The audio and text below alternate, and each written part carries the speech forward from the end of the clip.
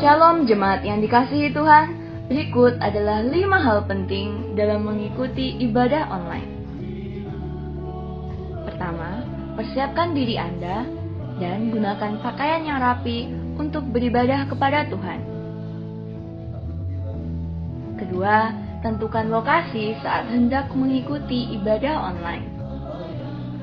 Ketiga, usahakan mengikuti ibadah online sampai selesai, kemudian baru melanjutkan aktivitas lainnya. Yang keempat, beribadahlah dengan sungguh-sungguh, terlibat aktif dalam berdoa dan memuji serta menyembah Tuhan. Dan yang terakhir, catatlah firman Tuhan yang disampaikan sehingga dapat dibaca kembali agar mudah diingat dan dipraktekkan dalam kehidupan sehari-hari.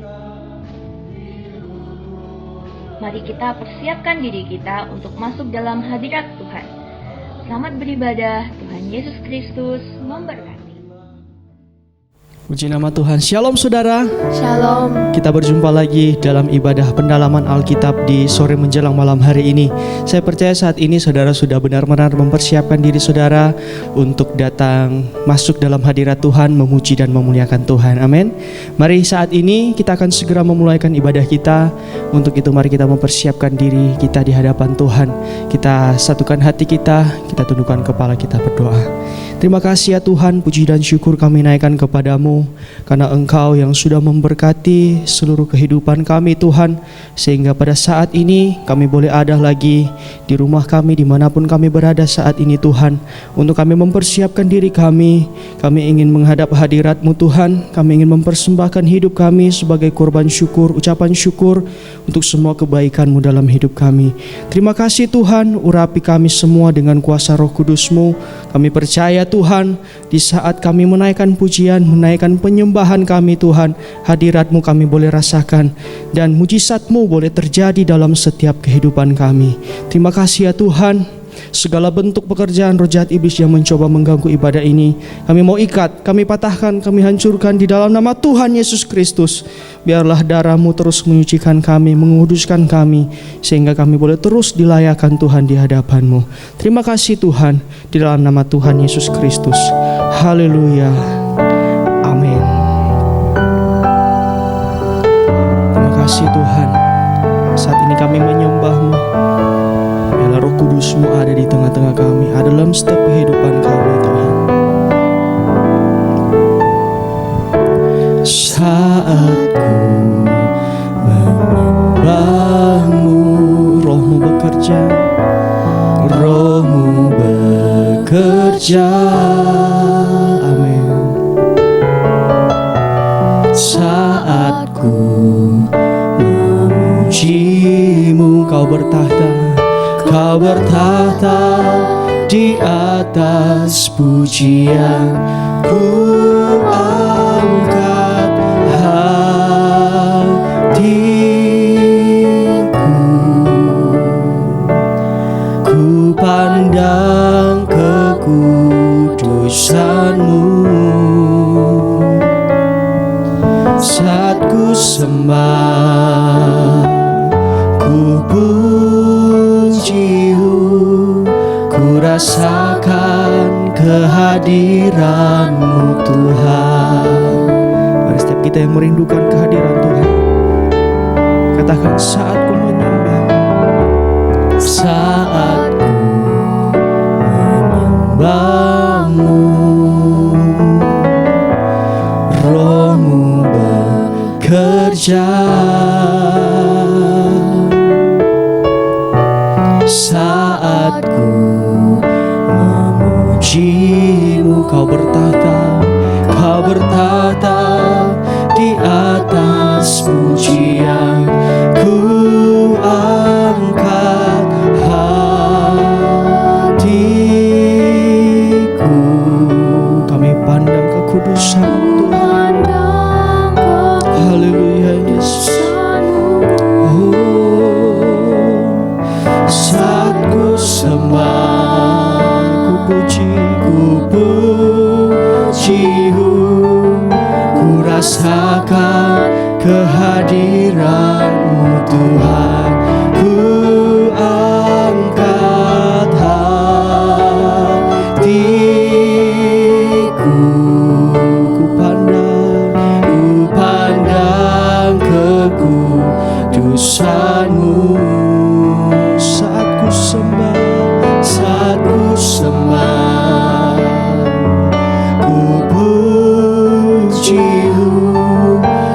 rasakan kehadiran-Mu Tuhan. Haleluya, oh ku angkat hatiku.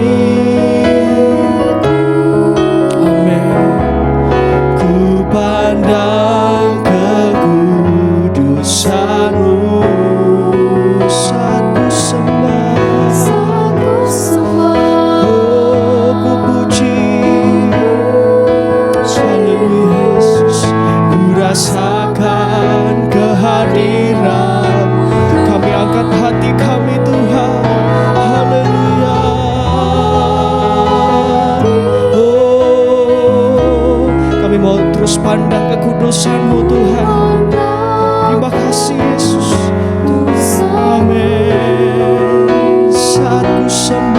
Saat ku sembah, ku puji-Mu, ku rasakan kehadiran-Mu Tuhan. Kami rasakan kehadiran-Mu, ku rasakan kehadiran-Mu Tuhan.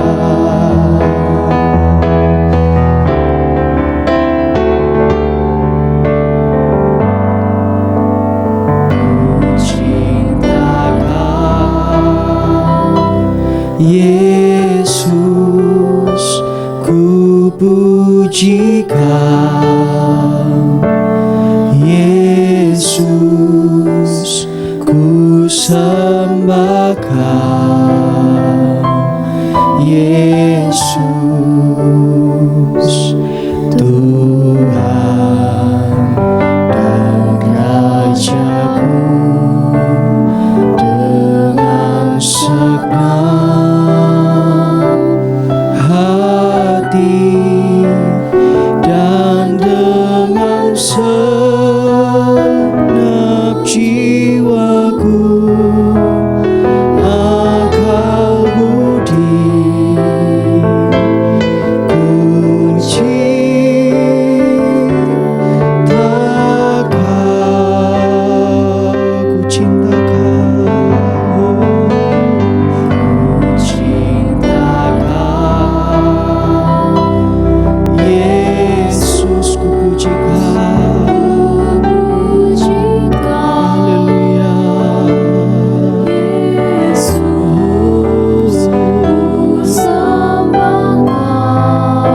Yesus, Yesus, Engkau Tuhan dan Raja kami. Amin. Dengan segenap hati, dengan segenap hati dan dengan segenap jiwaku, akal budi, ku cinta Kau.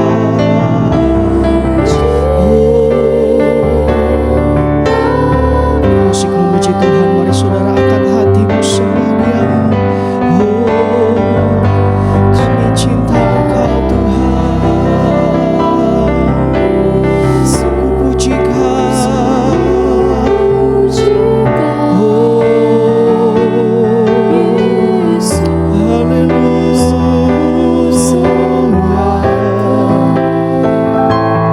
Engkau Tuhan Raja kami. Terima kasih Tuhan. Terima kasih Yesus. Dengan segenap hati kami Tuhan, kami datang sujud di hadapan-Mu.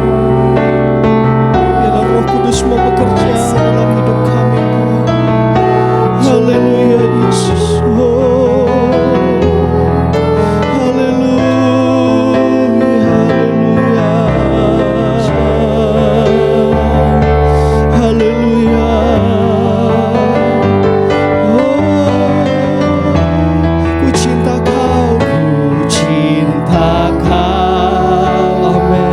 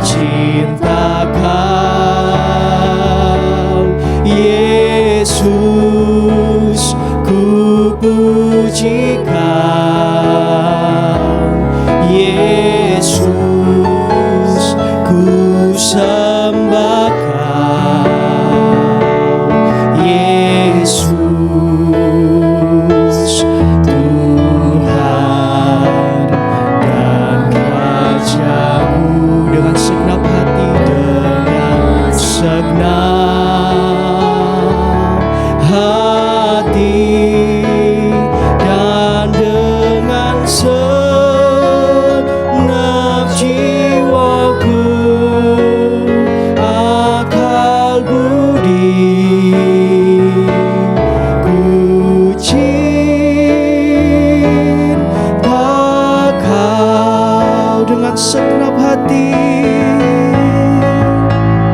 dengan segenap hati, dan dengan segenap jiwaku, akal budi, ku cinta Kau. Di atas mezbahmu Tuhan, di atas mezbahmu Tuhan, ku persembahkan segenap hidupku sebagai domba yang rela menjadi korban.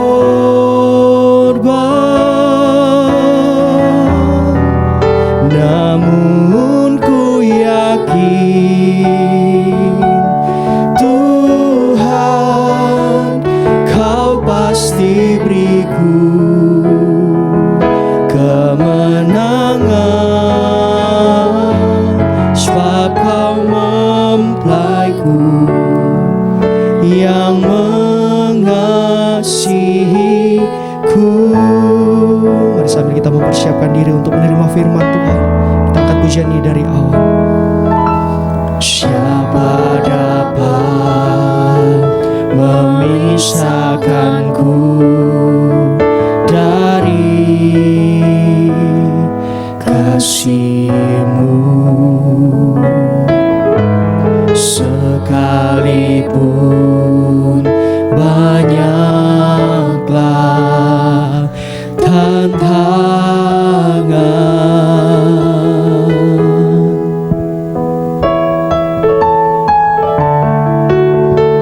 Kau pembelaku,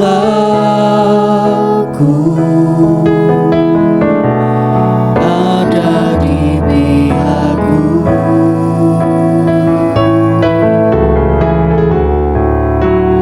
Bukan sanggup menanggung segala sesuatu di atas mezbahmu Tuhan. Haleluya, di atas mezbahmu Tuhan, ku persembahkan segenap hidupku sebagai domba yang rela menjadi korban.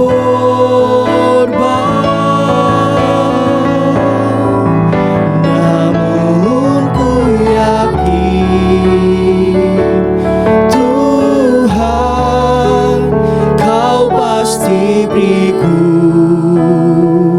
kemenangan, sebab Kau mempelaiku yang mengasihiku. Di atas mezbahmu Tuhan, oh di atas mezbahmu Tuhan, ku persembahkan segenap hidupku sebagai domba yang rela menjadi korban.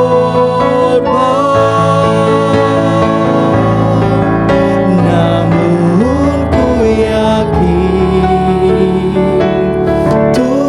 Tuhan, Kau pasti beriku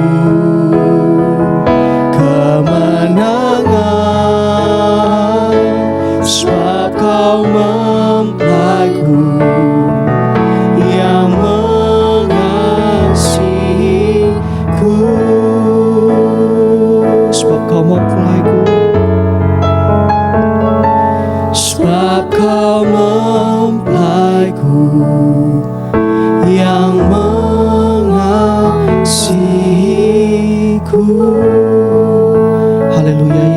terima kasih untuk hadirat-Mu Tuhan yang kami boleh rasakan, yang membuat kami lebih semakin dekat kepadamu Tuhan. Terima kasih Tuhan, terima kasih. Kami percaya sampai saat ini Engkau masih mengasihi kami, karena saat ini Tuhan Engkau masih memberikan kami kesempatan untuk kami boleh mendengarkan firman-Mu Tuhan. Biarlah firman-Mu terus mengubahkan setiap hati kami Tuhan, membukakan setiap rahasia firman-Mu dalam setiap kehidupan kami, sehingga kami boleh mengerti apa yang menjadi maksud-Mu dalam kehidupan kami. Terima kasih Tuhan, terima kasih. Saat ini kami siap untuk mendengarkan firman-Mu di dalam nama Tuhan Yesus Kristus. Haleluya. Amin. Puji Tuhan. Shalom. Bersama istri saya menyapa saudara dengan salam damai sejahtera. Kiranya Tuhan Yesus tetap memberkati kita hari ini di ibadah pendalaman Alkitab. Kita akan membaca kitab Ulangan pasal 21 ayat 22 dan 23. Apabila seseorang berbuat dosa yang sepadan dengan hukuman mati, lalu ia dihukum mati, kemudian kau gantung dia pada sebuah tiang, maka janganlah mayatnya dibiarkan semalam-malaman pada tiang itu, tetapi haruslah engkau menguburkan dia pada hari itu juga. Sebab orang yang digantung terkutuk oleh Allah. Janganlah engkau menajiskan tanah yang diberikan Tuhan Allahmu kepadamu menjadi milik pusakamu. Ayat-ayat ini mengingatkan saya kepada Tuhan kita Yesus Kristus, yang pada waktu dia digantung di atas kayu salib, dia digantung sebagai penjahat, bahkan ditaruh di tengah-tengah di antara dua pemberontak penjahat besar. Maka dia terhitung penjahat yang lebih besar dari kiri dan kanannya. Sekalipun dia anak Allah yang tidak punya salah, tidak punya dosa, tidak punya sesuatu kejahatan. Bahkan Pilatus pun ketika mengadili Tuhan Yesus berkata, aku tidak menemukan kesalahan apapun pada dia. Tapi tetap orang-orang Farisi, ahli-ahli Taurat, orang-orang Yahudi pada waktu itu mengatakan salibkan dia, salibkan dia. Dan akhirnya Pilatus menyerahkan Yesus dan kemudian mereka menyalibkan Tuhan di antara dua orang penjahat pemberontak. Demikianlah kata Nats bahwa semua itu akan digenapi. Nubuat yang sudah disampaikan jauh sebelumnya itu digenapi oleh Tuhan di atas kayu salib. Injil Markus pasal 15 ayat 27 sampai 28.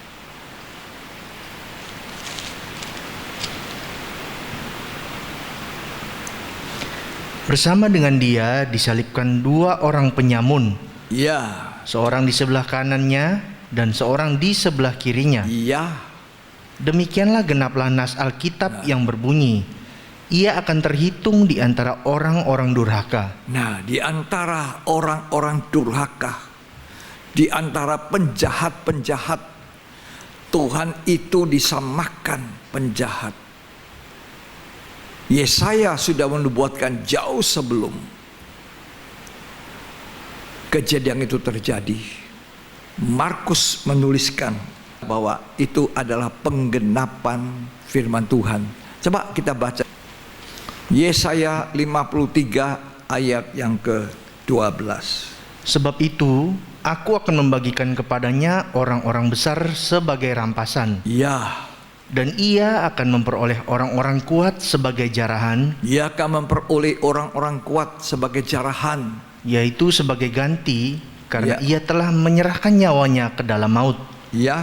Dan karena ia terhitung di antara pemberontak-pemberontak, sekalipun ia menanggung dosa banyak orang. Dikatakan dia terhitung di antara pemberontak-pemberontak. Itu Yesaya mengatakan.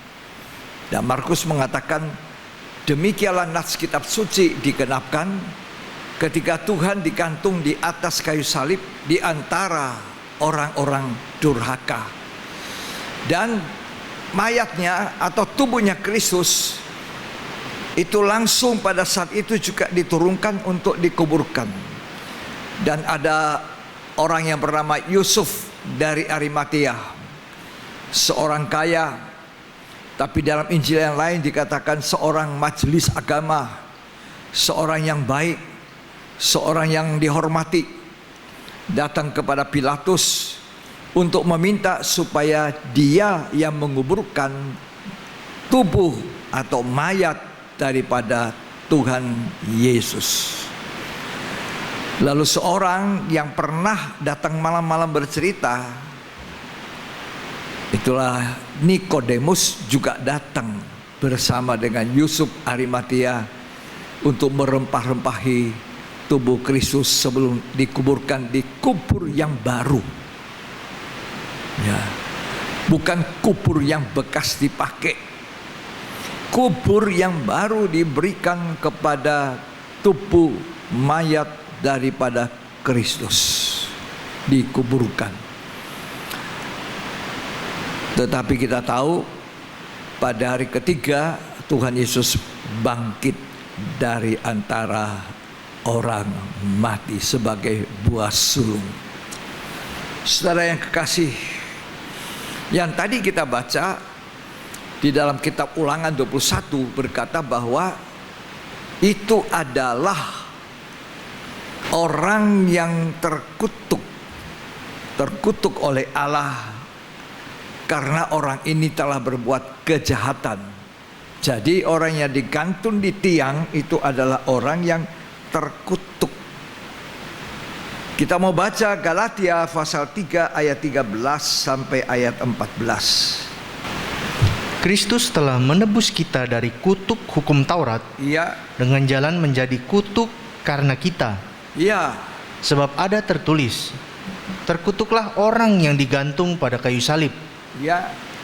Yesus Kristus telah membuat ini supaya di dalam Dia berkat Abraham sampai kepada bangsa-bangsa lain. Nah itu diulangi di Galatia tadi dikatakan Kristus Yesus telah digantung. Coba tolong baca lagi. Kristus telah menebus kita dari kutuk hukum Taurat, dengan jalan menjadi kutuk karena kita. Nah, terkutuk orang yang digantung di kayu salib, dia mengambil kutuk itu supaya kutuk yang harusnya jatuh kepada kita pindah kepada Kristus. Terus, sebab ada tertulis, terkutuklah orang yang digantung pada kayu salib. Nah, jadi Kristus telah menebus kita dari kutuk hukum Taurat. Ditebus dari cara hidup yang sia-sia. Jadi yang pertama, Kristus telah menebus kita dari kutuk. Karena dikatakan terkutuklah orang yang digantung di atas kayu salib. Ulangan tadi mengatakan terkutuklah orang yang digantung di atas sebuah tiang. Jadi gambaran yang kita peroleh dari bacaan kitab Ulangan 21 tadi itu digenapkan oleh Kristus di atas kayu salib seperti orang yang terkutuk, supaya dia menanggung kutuk yang seharusnya dijatuhkan ke atas kita. Terpujilah Tuhan yang sudah melakukan yang baik, yang terbaik untuk kita. Kita sangat bersyukur bahwa kita boleh ditebus oleh Kristus. Seharusnya kita yang jahat, orang durhaka, pemberontak, yang dihukum gantung, dikutuk oleh Allah. Tapi Tuhan menimpakan segala kutuk di atas tubuhnya, supaya kita yang terkutuk tidak terus terkutuk tapi mendapat berkat. Jadi kutuk itu diubah menjadi berkat oleh Kristus di atas kayu salib. Ayat 14 dari Galatia 3, tolong kita baca. Yesus Kristus telah membuat ini supaya di dalam Dia berkat Abraham sampai kepada bangsa-bangsa lain. Jadi dari kutuk kemudian menjadi berkat. Berkatnya Abraham sampai kepada bangsa-bangsa lain. Bangsa lain itu bangsa kafir kita ini. Terus sehingga oleh iman kita menerima roh yang telah dijanjikan itu. Oleh iman kita menerima roh yang dijanjikan Allah. Tadi dikatakan Galatia pasal 3 ayat 13, Kristus telah menebus kita dari kutuk hukum Taurat. Mestinya kita mati karena pelanggaran, karena dosa. Tetapi Kristus mati di kayu salib. Dia menanggung segala kutuk yang harusnya dijatuhkan ke atas kita. Karena hidup kita dulu hidup yang sia-sia, melakukan yang sia-sia. Alkitab berkata, kita telah melakukan banyak kesia-siaan. 1 Petrus 1 ayat 18. Sebab kamu tahu bahwa kamu telah ditebus dari cara hidupmu yang sia-sia. Kamu sudah ditebus dari cara hidup sia-sia yang kamu warisi dari nenek moyangmu itu. Ya, dari nenek moyang kita, dari Adam. Bukan dengan barang yang fana, ya, bukan pula dengan perak atau emas, ya, melainkan dengan darah yang mahal, darah Yesus yang mahal, yaitu darah Kristus yang sama seperti darah anak domba yang tak bernoda dan tak bercacat. Ya, Kristus menebus kita dari cara hidup yang sia-sia, menebus di atas kayu salib, tergantung, menanggung kutuk. Untuk menebus kita dari cara hidup yang sia-sia, supaya kita tidak melakukan lagi yang sia-sia. Kutuk itu ditanggung oleh Kristus untuk menebus kita dari dosa, warisan daripada nenek moyang dari sejak zaman Adam. Tuhan itu menebus kita dari kutuk. Kutuk apa? Masih ada kutuk-kutuk yang akan dijatuhkan ke atas muka bumi. Dalam kitab Wahyu dikatakan ada 3 kali 7 kutuk penghukuman. Meterai, 7 meterai, sangkakala, 7 sangkakala, 7 cawan pokor murka Allah. 21 kali kutukan hukuman yang akan dijatuhkan ke atas muka bumi ini. Tapi kalau kita sudah ditebus oleh darahnya Yesus Kristus, kita ditebus dari cara hidup yang sia-sia, dan kita tidak lagi melakukan pelanggaran dosa, maka saya mau berkata kepada saudara bahwa Tuhan tidak menjatuhkan kita untuk kena kutuk dari 3 kali 7 kutuk hukuman, karena Tuhan sudah menanggung kutuk itu. Jadi dia menanggung kutuk dari pelanggaran kita, dari dosa warisan sampai kepada nanti kutuk yang masih akan dijatuhkan ke atas muka bumi ini. Tapi kita disuruh Tuhan jauh dari dosa, jauh dari pelanggaran dosa-dosa yang dilakukan manusia, sehingga kamu tidak akan kena kutuk. Ya, Wahyu 18 berkata, pergi jauh. Mari, Wahyu 18 ayat 4 sampai ayat 7. Lalu aku mendengar suara lain dari sorga berkata, Ya, pergilah kamu, pergi kamu. hai umatku, Ya, pergilah daripadanya, ya. supaya kamu jangan mengambil bagian dalam dosa-dosanya. Jangan lagi mengambil bagian dalam dosa yang dulu kita lakukan, yang sia-sia itu.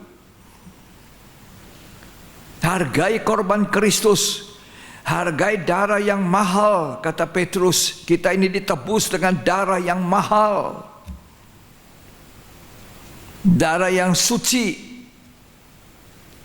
Terus, Dan supaya kamu jangan turut ditimpa malapetaka-malapetakanya. supaya kita tidak ditimpa malapetaka.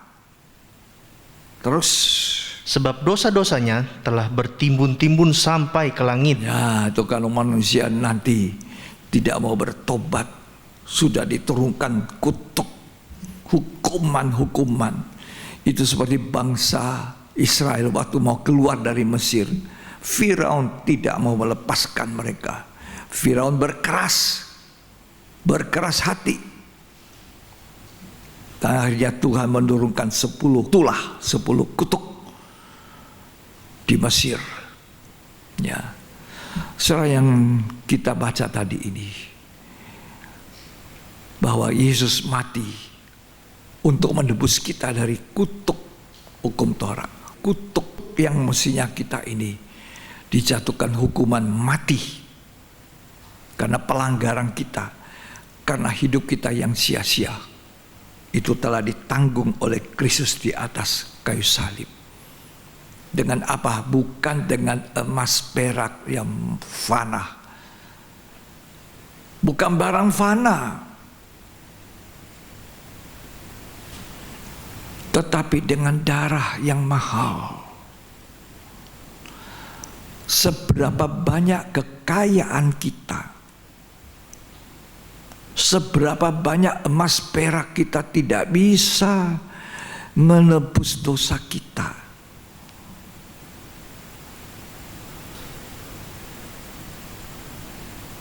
Kita tidak boleh bangga, sombong dengan apa yang kita miliki, karena seluruh kekayaan kita,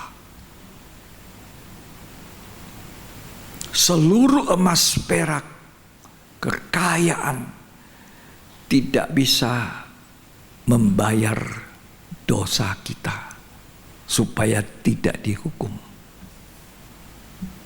Hanya satu, yaitu darah yang mahal, darahnya Kristus. Supaya kita menghargai darah Yesus Kristus ini dan tidak kembali kepada hidup yang sia-sia. Yang kedua, Kristus menebus kita dan membebaskan kita dari segala kejahatan. Ya, segala kejahatan yang kita lakukan. Coba kita baca Titus pasal yang kedua, ayat yang ke-14. Yang telah menyerahkan dirinya bagi kita untuk membebaskan kita dari segala kejahatan, Ya, dan untuk menguduskan bagi dirinya suatu umat kepunyaannya sendiri. ya, membebaskan kita dari segala kejahatan untuk menguduskan bagi dirinya suatu umat kepunyaan sendiri yang rajin berbuat baik. Sekarang perbuatan baik kita lakukan di dalam Kristus. Rajin berbuat baik. Dia telah menebus kita dari segala kejahatan kita. Kalau tadi dari hidup yang sia-sia, yang harusnya kita mati, tetapi Tuhan mengambil itu, menebus kita dengan darah yang mahal. Sekarang dia menebus kita dengan darahnya dari segala kejahatan yang kita lakukan. Kejahatan yang dimaksud Titus 2 ayat 14 ini dalam terjemahan aslinya itu adalah suatu keadaan tidak berhukum. Ya. Jadi kalau kita tidak mempunyai hukum yang mengatur kita, maka orang-orang pada berbuat jahat.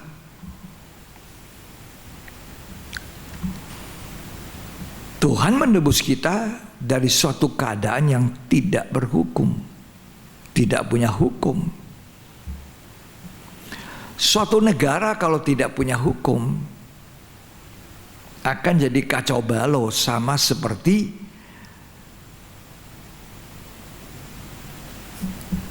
pasar, sama seperti apa saja orang mau buat kalau tidak ada hukum yang mengatur negara. Makanya negara itu harus ada hukum yang mengatur, ada pimpinan, ada aparat keamanan, ada angkatan bersenjata. Diatur sedemikian rupa, rakyat bangsa Indonesia diajar tunduk, patuh, menghormati hukum yang ada di Indonesia, tidak berbuat semaunya.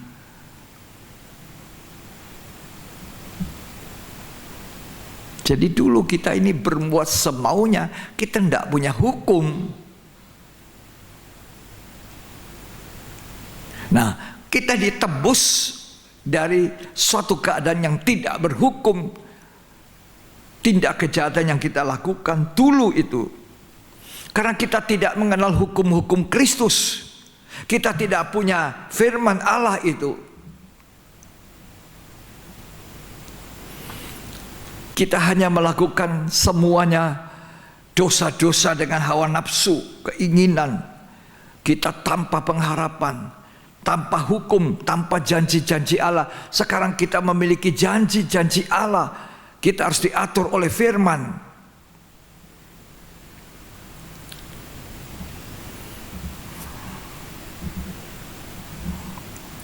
Kita sudah ditebus dari kejahatan karena kita tidak punya hukum. Jadi kita ini telah melakukan pelanggaran karena kita tanpa hukum, tanpa aturan, tanpa firman. Bisa dibayangkan negara kalau tidak ada hukum, orang buat semaunya. Mau demo, demo aja. Mau bikin apa saja. Mau bicara, bicara saja. Mau protes, protes saja. Nah, coba kalau rumah tangga kecil. Negara itu ada rumah tangga. Tapi dalam rumah tangga yang kecil itu, kalau tidak ada hukum, kacau balau. Kita bersyukur kita mempunyai hukum sesudah ditebus oleh darah Kristus. Kita tidak sembarang mau berbuat jahat karena ada hukum yang mengatur, ada Alkitab, ada firman Allah. Kita bersyukur hidup kita diatur firman. Saya diatur oleh firman sebagai hamba Tuhan. Jemaat diatur oleh firman. Setiap orang percaya diatur oleh firman, kembali kepada firman. Ini undang-undang hukum Allah yang tertinggi.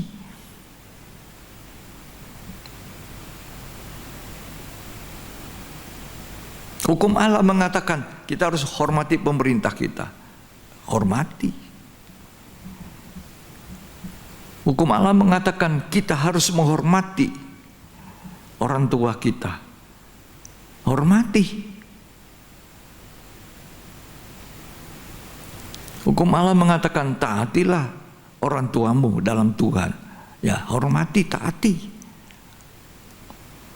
Hukum Allah mengatakan, firman Allah mengatakan hormati dan tunduk kepada pimpinan-pimpinan rohani. Ya, hormati, tunduk. Tidak ada kekacauan. Semuanya akan berjalan dengan damai sejahtera. Makanya kita perlu belajar hukum ini. Kita perlu belajar firman Allah.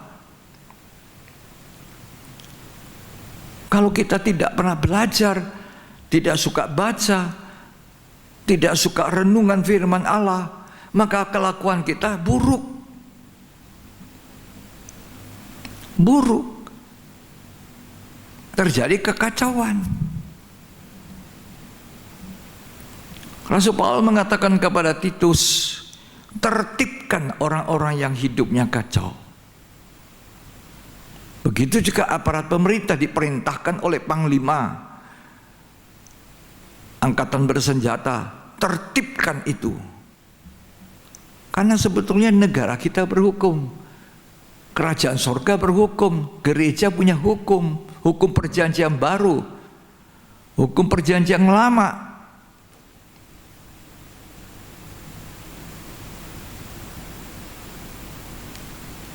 Coba kita baca Titus. Rasul Paulus mengatakan kepada Titus, ayo kamu harus tegur dengan tegas. Ya. Orang yang hidupnya tidak tertib. Coba. Titus pasal pertama, ayat 10. Karena sudah banyak orang hidup tidak tertib, terutama di antara mereka yang berpegang pada hukum sunat. Ya. Dengan omongan yang sia-sia, mereka menyesatkan pikiran. Ya. Orang-orang semacam itu harus ditutup mulutnya. Ya. Karena mereka mengacau banyak keluarga. Ya. Dengan mengajarkan yang tidak-tidak untuk mendapat untung yang memalukan. Ya, kalau kita baca ayat 9, coba.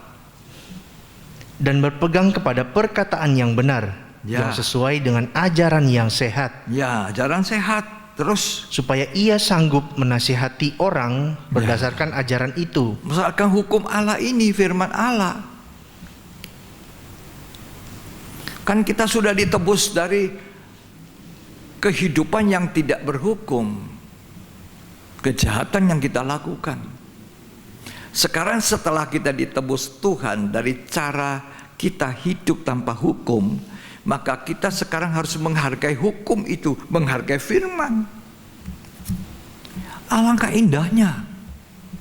Saya sangat berbahagia ketika saya mulai dibawa Tuhan untuk mengenal hukum-hukum Tuhan, firman Allah ini. Ternyata suami itu punya hukum yang ngatur dia. Awas, tidak boleh sembarang kamu ya terhadap istrimu. Istri, kamu diatur oleh hukum. Bagaimana sikapmu terhadap suami? Diatur. Anak, tidak boleh sembarangan ya sama orang tua. Jadi rumah tangga kecil saja itu, ketika kita berhukum, punya aturan firman Allah yang mengatur hidup kita, damai, sejahtera, aman. Lebih luas rumah tangga Allah, gereja Tuhan, sidang jemaat, ketika semuanya patuh dan tunduk kepada hukum ini. Gereja jadi aman, damai. Ini hukum yang tertinggi yang mengatur kita. Kita bersyukur. Jadi Tuhan menebus kita dari hidup yang sia-sia. Kristus tergantung di kayu salib, mengambil kutuk itu untuk menebus kita dari kejahatan kita, yaitu kejahatan karena tanpa hukum. Tidak berhukum. Senang sekali. Ya. Coba kalau kita kembali kepada Alkitab. Coba semua mau suka baca, mau suka belajar, mau suka merenungkan, mau suka melakukan, aman.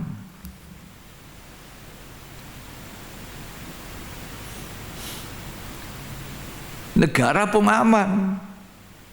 Kalau orang Kristen semua patuh, tidak ada orang Kristen yang kedapatan berbuat kejahatan dihukum oleh negara.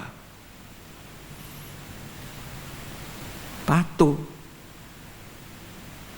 Anak-anak semua hormat orang tua. Suami mengasihi istrinya, tidak nyeleweng. Istri patuh tunduk kepada suaminya, aman.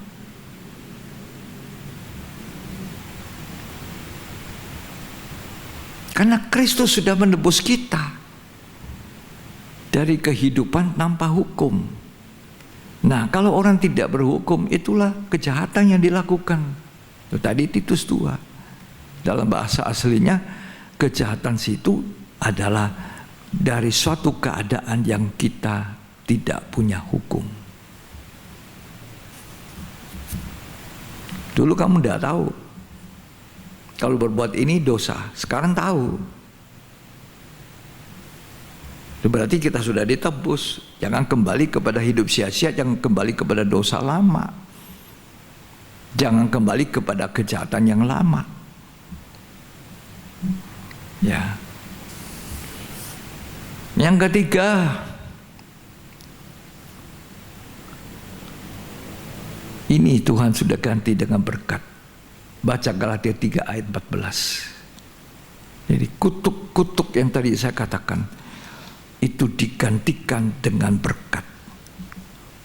Yesus Kristus telah membuat ini supaya di dalam Dia berkat Abraham sampai kepada bangsa-bangsa lain. Ya, Kristus membuat ini. Membuat apa? Digantung di atas kayu salib. Mengambil segala kutuk dari hidup sia-sia kita, dari hidup yang melakukan pelanggaran kejahatan. Supaya apa? Supaya kita jangan lagi terkutuk, supaya jangan lagi kita hidup dalam kutuk, supaya kita ini dibebaskan dari kutuk, supaya kita beroleh berkat. Berkat Abraham sampai kepada bangsa-bangsa lain, itulah kita.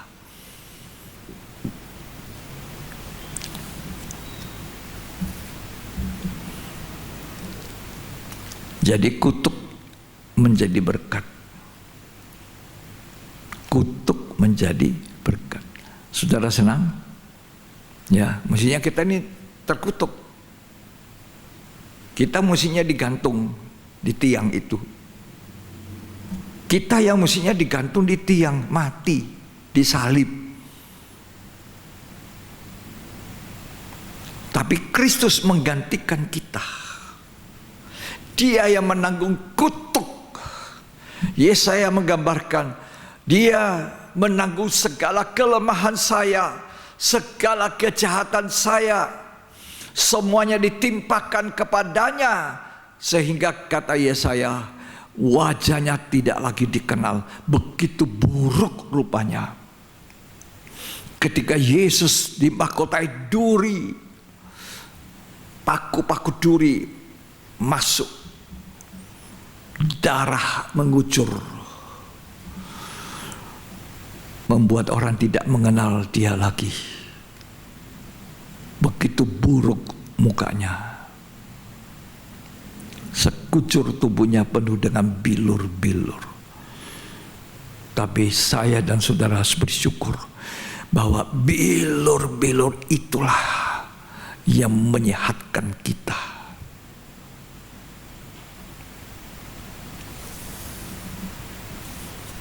Bayangkan orang melihat, memalingkan wajahnya, tidak berani melihat wajah yang tidak seperti manusia lagi, penuh dengan darah, darah yang mahal, yang sudah membayar saya, menebus saya dari cara hidup saya yang sia-sia, dari cara hidup saya yang tidak berhukum. Kalau kita merenungkan korban Kristus, kita tidak mau kembali kepada hidup lama. Hidup tanpa hukum, hidup dalam kejahatan.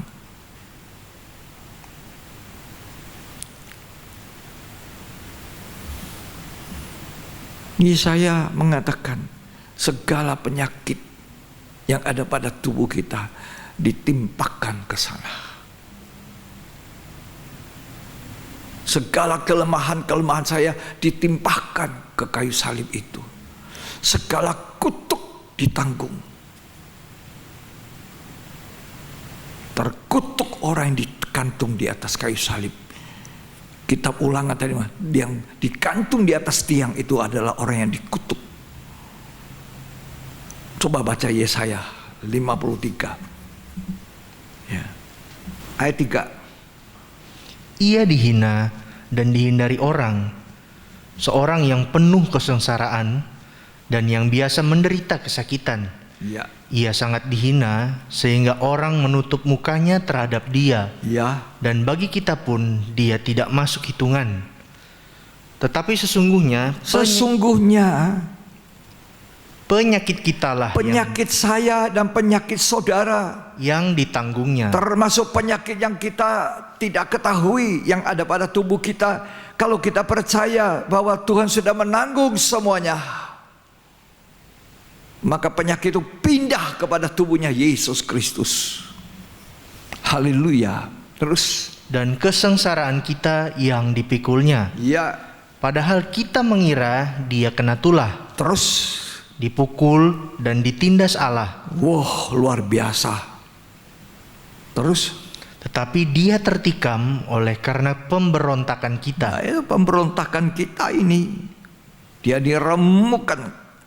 Terus, dia diremukkan oleh karena kejahatan kita. Iya. Ganjaran yang mendatangkan keselamatan bagi kita ditimpakan kepadanya. Ya. Dan oleh bilur-bilurnya kita menjadi sembuh. Ya, oleh bilur-bilur Tuhan, saudara disembuhkan Tuhan. Amin.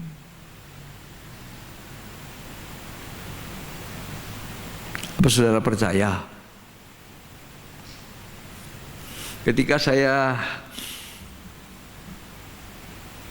datang ke Manado untuk melayani, pertama kali setelah melayani 1-2 tahun barangkali, saya sudah lupa tepatnya.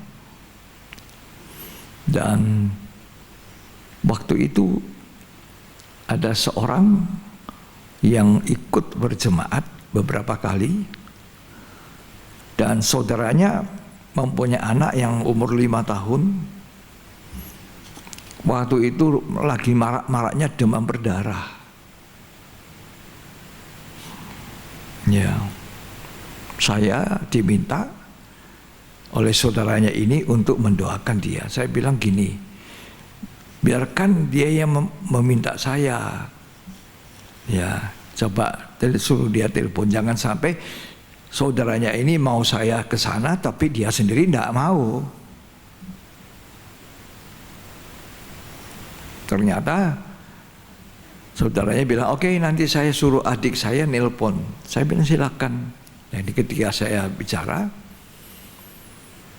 telepon itu, saya bersedia pergi ke rumah sakit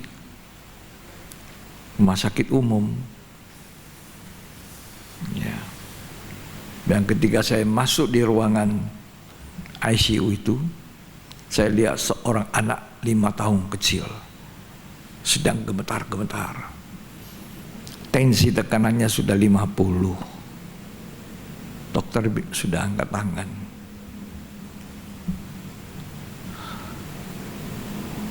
Papa mamanya tidak tahu gereja. Mungkin mamanya orang Kristen tapi tidak tahu gereja. Papanya bukan orang Kristen. Saya tawarkan iman kepada Kristus lebih dahulu. Saya bilang, rasanya kalau you sebagai orang tua tidak mau menerima Kristus, terima dulu Kristus dengan iman. Mau? Dan saya doakan anakmu. Kalau kamu tolak Tuhan, tidak percaya, agak sulit. Saya juga heran waktu itu saya bicara seperti ini. Tapi yang pasti Tuhan menuntun. Saya bilang, begitu Anda terima Yesus, saya tawari sama papanya, saya doakan anakmu, Tuhan bisa menolong. Bukan kita ini, bukan saya. Tuhan yang kamu percayai itu. Karena Alkitab berkata, jadilah seperti percayamu, jadilah seperti imanmu. Mau percaya Tuhan? Bahwa Tuhan Yesus telah mati bagi dosa kita? Buka pintu sorga. Maukah kamu percaya bahwa Tuhan Yesus itu mati di atas kayu salib, bilur-bilurnya menyembuhkan? Waktu dia bilang, saya mau ikut Tuhan dengan setia, dia mau. Saya doakan, cuma berdoa, pelan-pelan saja. Tuhan, engkau melihat orang tuanya percaya kepada engkau Tuhan. Dan hambamu percaya oleh bilur-bilurnya Tuhan, anak ini disembuhkan dalam nama Tuhan Yesus.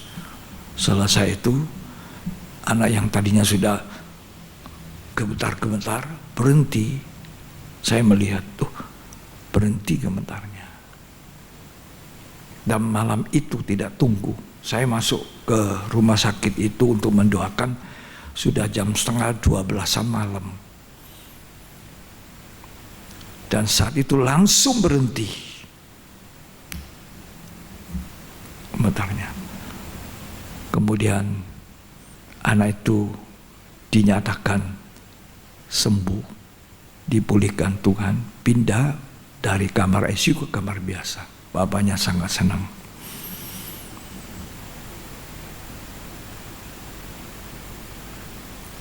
Sampai hari ini firman Allah berkata, dia dihindari orang, tidak bisa dilihat lagi wajah Yesus. Tapi semua bilur-bilurnya itu menyembuhkan kita. Kutuk penyakit, kutuk dosa, kutuk apa saja, kutuk kejahatan, sudah digantung di atas kayu salib. Terkutuk orang yang digantung di atas tiang, kata Ulangan tadi.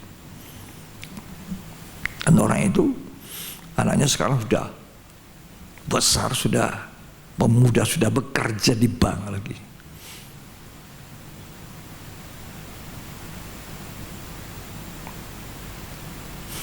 Orang tuanya saya baptis, bapaknya saya baptis. Bapaknya bilang, saya tidak bisa. Dia bilang, Pak Pendeta, saya tidak bisa baptis ini, tidak jadi, batal. Karena saya demam. Gitu gayanya, demam. Gemetar saya ini. Saya bilang, enggak, kamu percaya enggak? Ketika kamu selesai dibaptis, selesai itu sehat kamu. Berani melangkah dengan iman. Dia bilang, ya. Oke, mari kita pergi baptis. Selesai dibaptis, dia bilang saya sehat. Puji Tuhan. Oh ya, anaknya sekarang sudah pemuda, sudah kerja. Ya. Ketika anak kecil 5 tahun itu saya doakan selesai, gemetar-gemetarnya hilang. Itu papanya menangis, jatuh turun di bawah tempat tidur di rumah sakit itu. Bayangkan. Langsung dia dari berdiri masuk di bawah tempat tidur, nangis. Melihat anaknya seketika itu dipulihkan Tuhan. Tuhan Yesus tidak berubah. Dulu, hari ini, sampai selamanya. Sampai sekarang.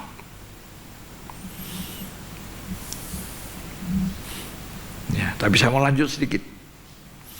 Tuhan mengubah kutuk menjadi berkat. Tadi kalau kita baca Yesaya 53, dihindari orang, wajahnya tidak lagi bisa nampak Yesus itu. Yang dikatakan oleh orang muda kaya, guru yang baik. Ya. Tidak ada orang mau lihat. Murid-muridnya Petrus, Andreas, lari semua, meninggalkan Yesus sendirian. Petrus menyangkal, aku tidak kenal, aku tidak kenal. Sumpah, dia menanggung kutuk pelanggaran kita, dia menanggung kutuk kejahatan kita, dia menanggung kutuk segala penyakit kita, segala kelemahan, segala apa saja ditimpakan kepada tubuh Yesus Kristus. Tetapi oleh bilur-bilurnya, oh saudara, hari ini kita boleh menyanyi itu. Bilurnya, bilurnya, bilurnya sungguh heran. Bilurnya, bilurnya membawa kesembuhan.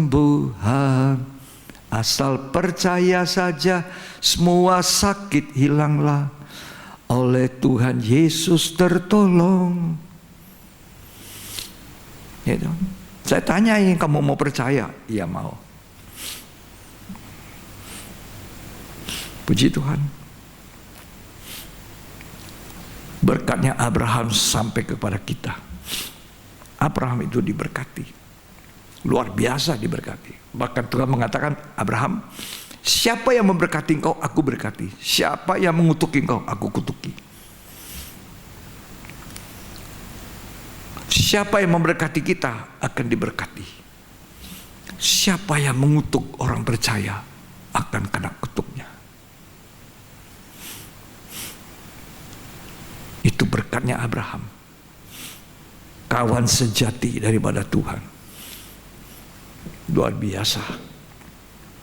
Ya, Abraham, akulah perisaimu, kata Tuhan. Aku ini perisai engkau.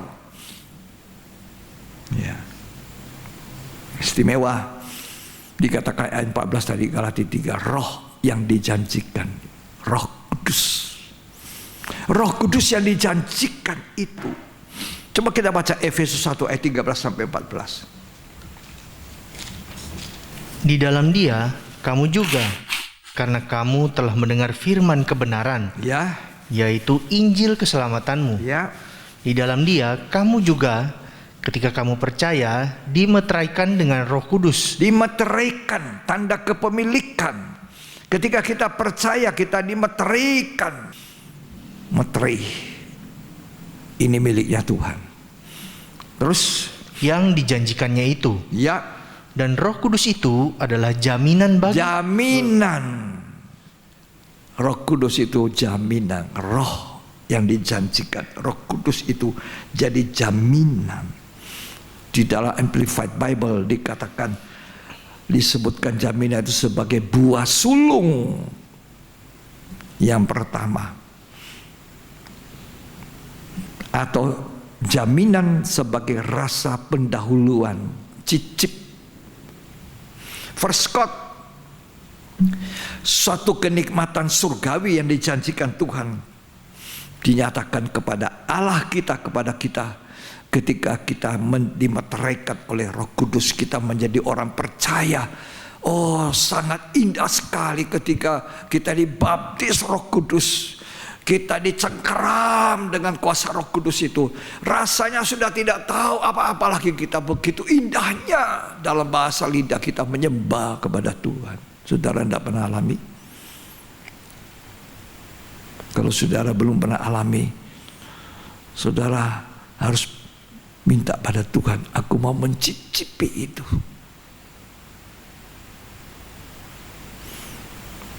First Scott, sebelum kita memiliki semuanya. Itu jaminan, rasa pendahuluan. Panjar, kalau saudara beli rumah, misalnya rumahnya 1 miliar, kita panjar dulu 100 juta. Dengan panjar 100 juta, kita sudah bisa memiliki itu rumah, walaupun kita belum lunasi. Ketika kita percaya, kita ditebus dari segala kehidupan sia-sia, dari segala kejahatan kita. Berkat Abraham turun atas kita. sehingga kita nanti menerima roh yang dijanjikan.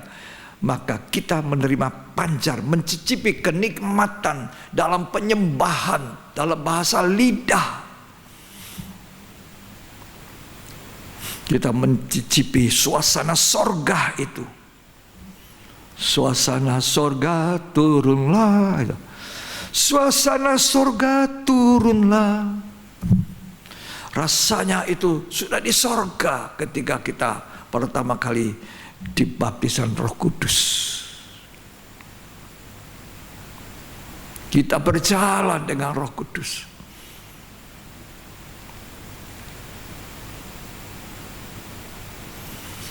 Itu Freskot, kenikmatan surgawi kita nikmati di dunia ini. Dan Tuhan masih berjanji, nanti Dia akan mencurahkan Roh Kudus berlimpah-limpah kepada gereja sebelum Dia datang kembali. Itu kenikmatan panjar, Freskot, mencicipi kemuliaan yang akan datang. Kita belum di sorga, tapi suasana sorga kita sudah alami.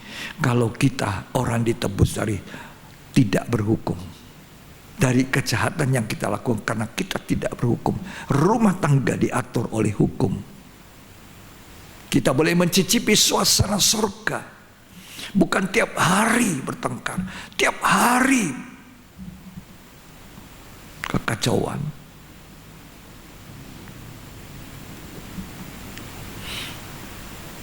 Roh Kudus itu panjar untuk memiliki pada akhirnya. Melalui Roh Kudus itu Allah mengikat kita bahwa inilah milikku, miliknya Kristus, dimeterikan tanda kepemilikan.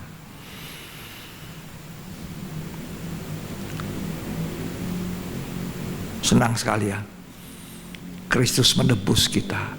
Dia yang harus kita junjung tinggi, korbannya Yesus.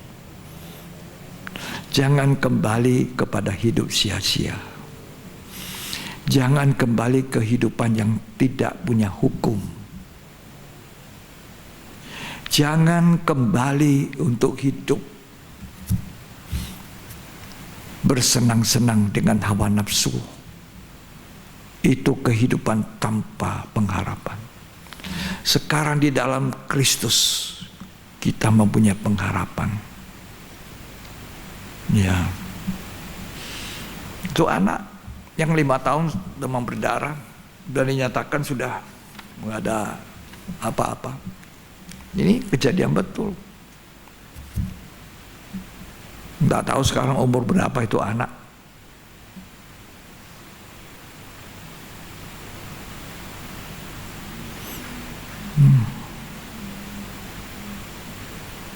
Ya, bukan kita yang hebat, Tuhan yang hebat. Karena saya kan menawari, kamu percaya pada Kristus, berarti kamu ditebus oleh darah Kristus, darah yang mahal, bukan emas, bukan perak, bukan barang fana. Apa lagi yang mau dibanggakan? Kekayaan dunia. Rasul Petrus berkata begini sama orang lumpuh di apa itu namanya, di pintu gerbang bait Allah. Nanti minta sedekah. Petrus bilang apa? Emas dan perak aku tidak punya,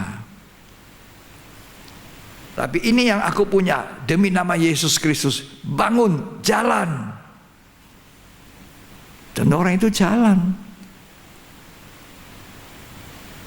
Kalau orang tuanya mengandalkan emas peraknya, mengobati, beli obat yang mahal, kasih dokter yang istimewa, kok anaknya tidak bisa sembuh, mati.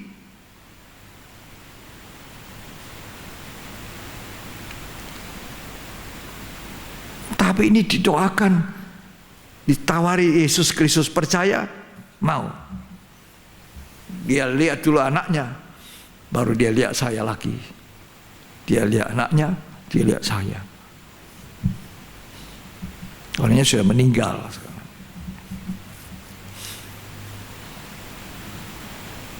Akhirnya dia lihat anaknya. Dia bilang, saya mau percaya Yesus. Betul? Dari hatimu, kita berdoa. Mujizat. Sampai hari ini mujizat belum lewat. Ya. Jadi kita ditebus dari kutub hukum Taurat, dari cara hidup yang sia-sia, dengan darah yang mahal, bukan barang yang fana. Emas perak tidak ada gunanya.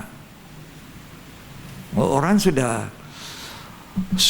memang tidak bisa sembuh lagi, biar nawari sama dokter, seluruh hartaku kasih asal saya sehat hidup. Nah, dokter bilang, aku tidak punya jaminan. Jaminan kita ada di dalam Kristus. Itu satu-satunya.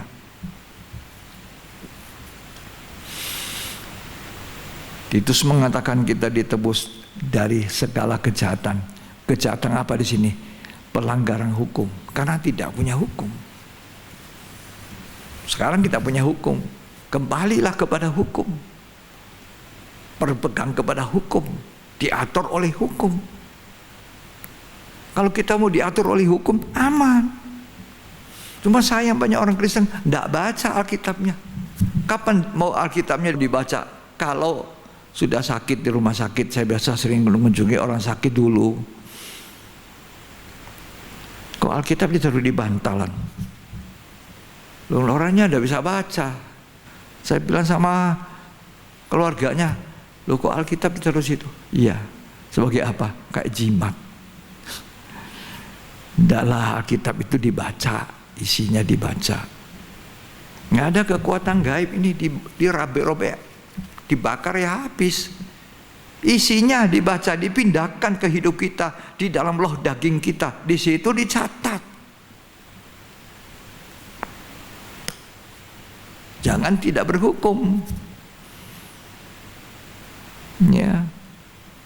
Lalu kita dimeterikan oleh Roh Kudus yang dijanjikan. Berkat Abraham, akulah perisaimu. Siapa yang memberkati engkau akan ku berkati, kata Tuhan. Terima kasih kepada Tuhan yang sudah menebus kita dari cara hidup yang sia-sia. Biar kita katakan, dulu aku mati, sekarang aku hidup. Ya, itu ada lagunya itu. Ku telah mati dan tinggalkan cara hidupku yang lama. Betul, cara hidup lama sudah ditinggalkan. Atau masih ada cara hidup lama? Masih. Kita kan belum sempurna. Sekali-sekali mau datang cara hidup lama kita. Ya, tapi harapan saya, biarlah kita disucikan oleh Tuhan melalui firman. Kita berubah, tidak kembali ke hidup lama. Tuhan Yesus memberkati kita. Mari. Ku telah mati dan tinggalkan cara hidupku yang lama. Semuanya sia-sia.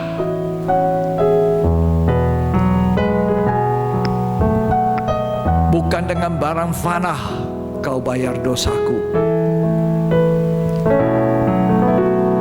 Bukan dengan barang fana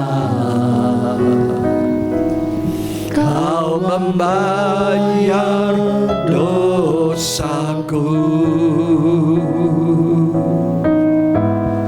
Dengan darah yang mahal,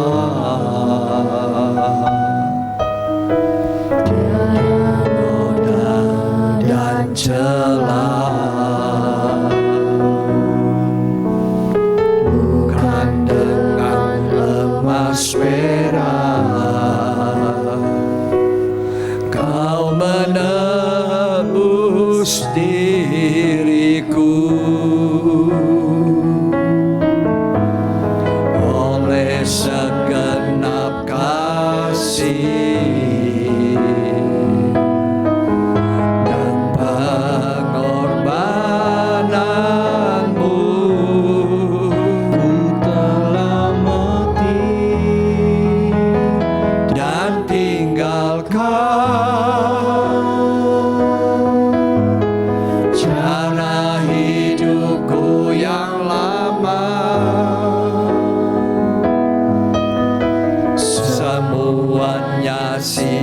sia-sia dan tak berarti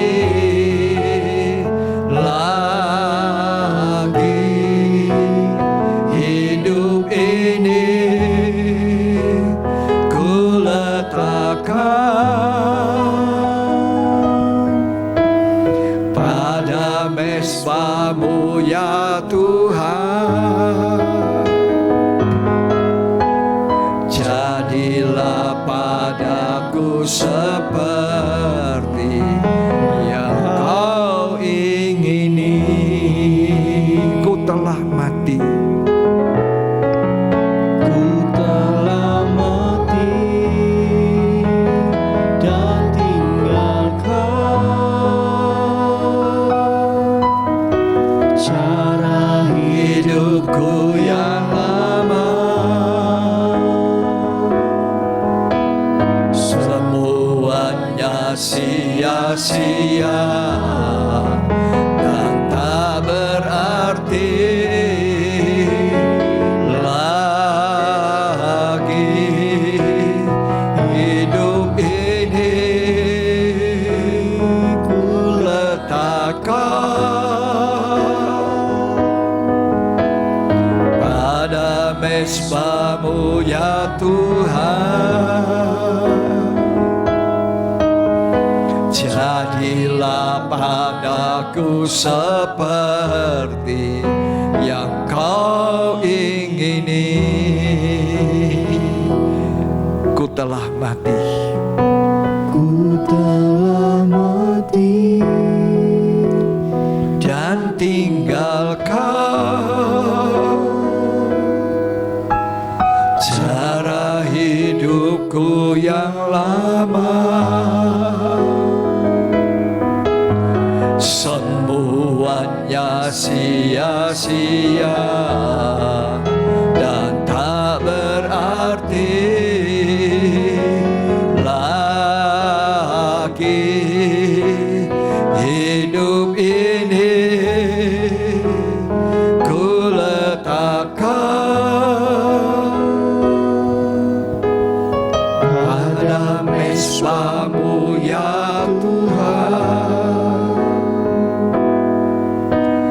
Jadilah padaku seperti yang Kau ingini. Ku telah mati, mati dari hidup lama, mati dari hidup sia-sia,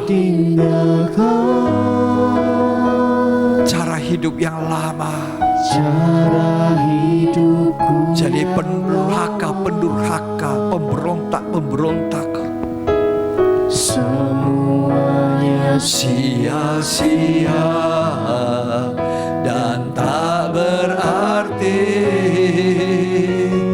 lagi hidup ini. Ku letakkan pada mezbah-Mu ya Tuhan. Jadilah padaku seperti yang Kau ingini. Katakan, ku telah mati.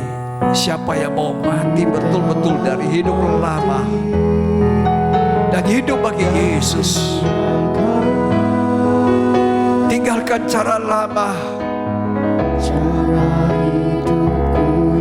Jangan jadi orang durhaka. Jangan kembali ke dosa yang lama. semuanya sia-sia. Jangan kembali kepada orang yang tidak berhukum. Kacau. Lagi Hidup ini ku letakkan pada mezbah Tuhan, pada mezbah-Mu ya Tuhan. Jadilah padaku seperti yang Kau ingini.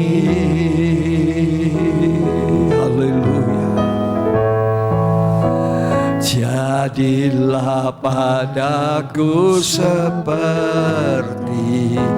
yang kau ingini. Haleluya. Kami menyembah Engkau Tuhan.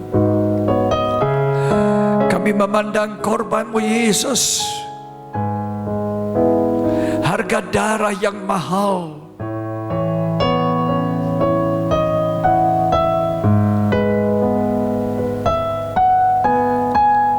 Ada darah Yesus, ada Dia yang tersalib.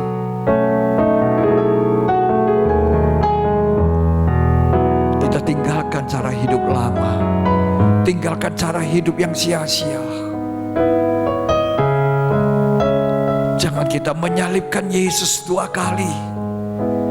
Firman Tuhan katakan, orang yang mundur, orang yang kembali kepada hidup yang lama, yang sia-sia, dia menyalibkan anak Allah kedua kalinya. Marilah kita hidup tertib, diatur oleh Alkitab, diatur oleh firman Allah.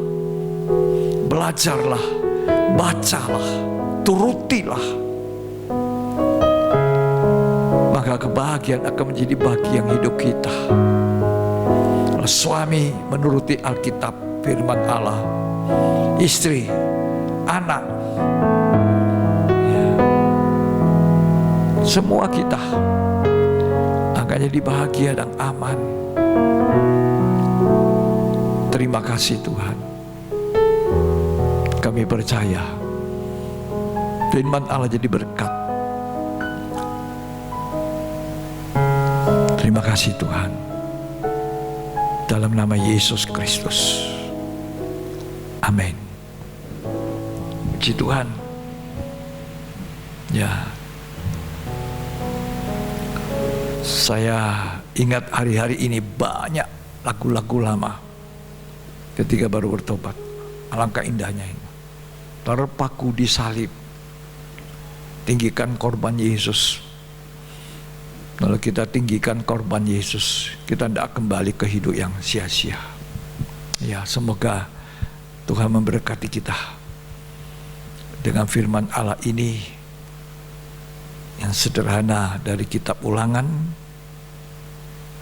Kita belajar dan itu mengarah kepada Kristus yang mati tergantung, mengambil kutuk, segala kutuk ditaruh di atas tubuhnya.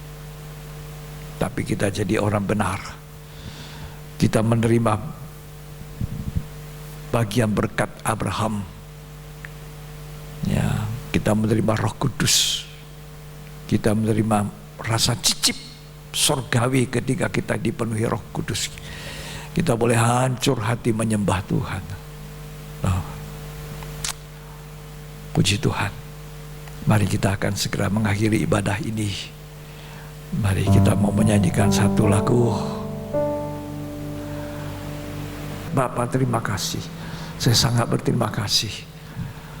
Saya ditebus oleh Tuhan.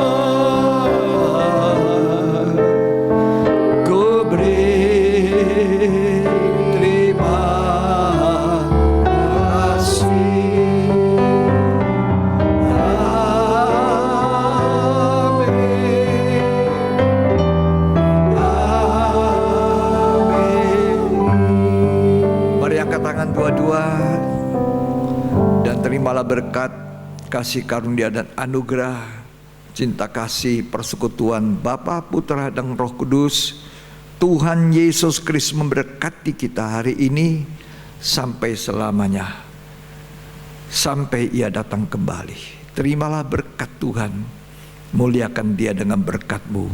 di dalam nama Yesus Kristus. Amin.